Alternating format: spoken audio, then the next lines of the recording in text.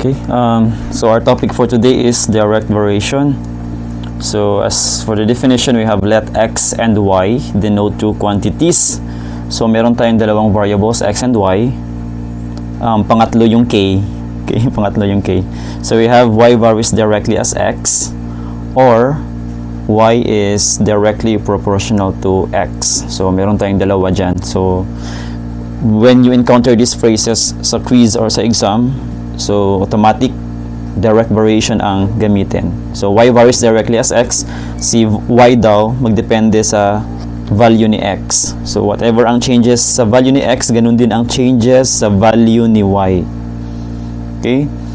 So y is directly proportional to x if there is a non-zero number k. So ibig sabihin hindi pwedeng zero ang value ng k. So pag nagkataon na zero ang value ng k sa computation mo, then something is wrong. Okay? Such that y is equal to kx. So ito yung formula ng direct variation. Tandaan, y is equal to kx. So the concept ng direct variation, whatever changes happens to x, say for example, ang value ng x mag-increase, ang value ni y will also increase.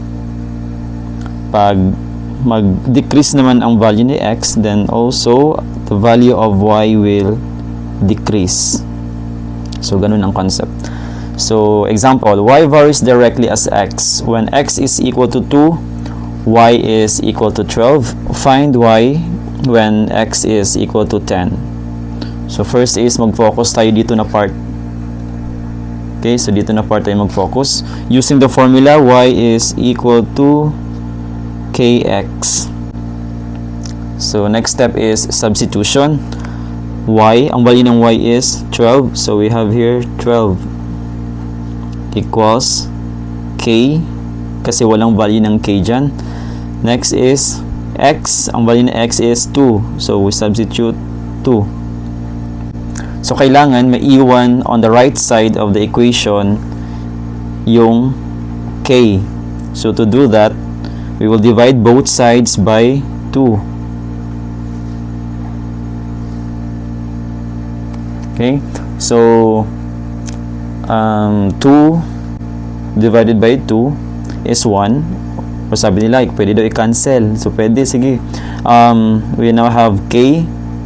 Then 12 divided by 2 is 6. So we now have 6 as the value of k. Okay? So next step, we will use the same formula. Y is equal to kx, but this time dito na tayo naka-focus. Okay? Dito na phrase. Find y when x is equal to 10. So using the same formula, substitution, we are looking for y, so as is lang ang y. Next is k, ang value ng k is 6. So we have 6. The next is x, anong value ng x? We have here 10. So we have to substitute 10. Next, simplify. Y is equal to 6 times 10 is 60. So that's the final answer. Ganun lang kadali. Okay, basic. Next, example number 2. Y varies directly as x. When x is equal to 20, y is 15. Find y when x is equal to 68. So using the formula, y is equal to kx. Substitution, the value of y is 15. So we have here 15 equals k. Then ang value ng x is 20. So again, dapat ang maiwan on the right side of the equation now is yung variable na k. To do that, we will divide both sides by 20. Kung ano yung number sa tabi ng k, yun ang gagamitin na number mag-divide sa both sides.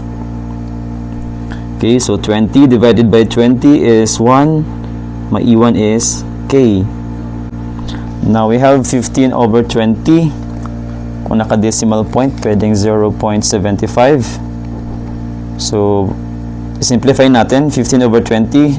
Ang number na pwede makadivide sa dalawang number na to is 5.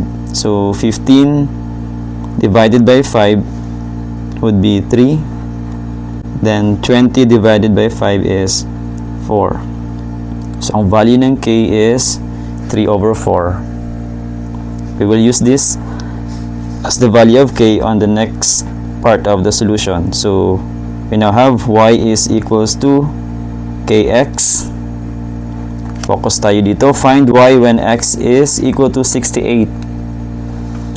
So, as is yung y, our k is 3/4. So, we write 3/4. The value of x is 68. So, madali lang yan. We have 3 times 68 is 204.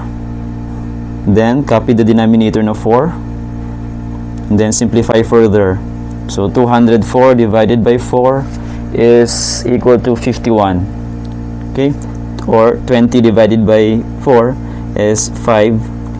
And then, 4 divided by 4 is 1. So, 51. Y is equal to 51. That's the answer. Okay, so ganun lang kadali.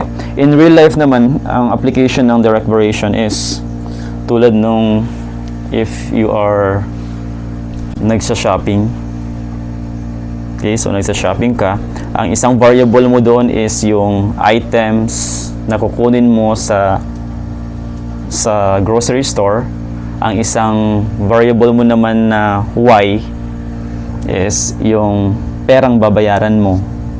Okay, yung pera or yung amount na babayaran mo doon sa cashier. So again, ang x is yung grocery items, ang y is yung cash na magagamit mo. Okay, so the more items na kukunin mo doon sa grocery stores, the more items na ilalagay mo doon sa basket mo, pagdating doon sa cashier, mas malaki din yung babayaran mo. Okay, so the more items, the bigger ang payment. Ganun ang concept. Another one, ano ba, in real life, kung damo ka uyab, damo ka librehon. Tama. Kung damo ka uyab, damo ka librehon. Okay? Those are examples na nag-increase. How about nag-decrease? For nag-decrease, pwedeng the lesser ang attendance mo, the lesser ang number of attendance mo sa school, the lesser din ang scores mo sa exam or sa quiz. Ba? And by extension, mas lesser po ang grade mo. Okay, so lesser ang attendance, lesser ang grade. Lesser ang attendance sa school, lesser ang score sa quizzes. Okay, so yun yung real life example ng direct variation. Thank you.